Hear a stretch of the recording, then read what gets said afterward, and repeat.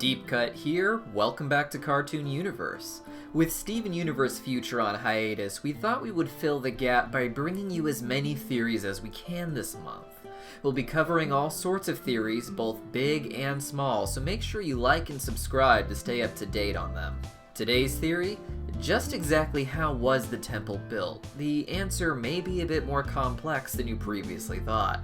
The intention behind the temple seemed to be to create a suitable space for their pocket dimension where all of the gem's private rooms exist. While the pocket dimension opens up a lot more space for the gems to use, I don't think that the portal can be applied to a flat surface. I think you need a hollowed out vacuum for the energy to reside and expand inward. So building the temple so that it had a hollow space would have been very important. They couldn't just apply it to the side of the cliff as it already existed. The temple has been around since the very beginning of the show. In the first episode, it's presented as a mystery. Who exactly was this goddess that the gems had made their home in? Most would think it was just one of the many ancient gem structures that we see throughout Season 1, but it was radically different from those in terms of style. When we were introduced to the concept of fusion, people began to piece together who this character was based on the gem placements, a combination of the crystal gems, including Pink Diamond as Rose Quartz. For those who have seen the pilot, this was likely not very surprising. The temple, while less detailed overall, appeared in the pilot with all of the gems with their actual colors intact, and it was easy to see that it was a combination of those four characters.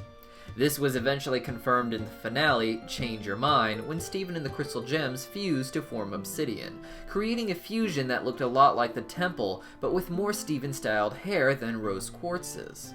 But the question is, how was it built? I suppose it is possible that the crystal gems fused and then carved their own image into the side of a cliff, but it wouldn't really allow for a hollow space that they could put that pocket dimension inside of. Some people thought it was possible that Bismuth built the temple, but Obsidian's fusion includes Amethyst, who was not around until after the rebellion ended, by which time Bismuth would have been bubbled away in Lion's Mane. Despite Obsidian not appearing much in the show, I think her one on-screen appearance may actually give us all the information we need for how she built the temple.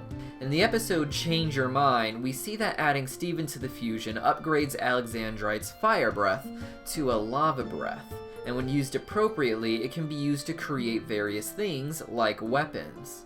But it could probably be used to create other things as well. When lava cools, it generally becomes rock, of course. So it is entirely possible that Obsidian formed, sat down by the cliff, and started spewing hot lava all over herself until she was entirely covered. The lava would have cooled in the shape of obsidian, and when the gems unfused, they would have found themselves inside of a giant hollowed out statue of obsidian, inside of which they could build their temple. On the outside, I imagine they would have gotten a closer look and carved out the details to be more exact, but the basic shape would have been there for them to work with. This is the theory that I have found that I like the most, but what do you guys think? Any other theories for how this temple was built that I might have missed, or is it as simple as them just carving it into the side of a cliff? Let me know in the comments down below, and I'll see you next time.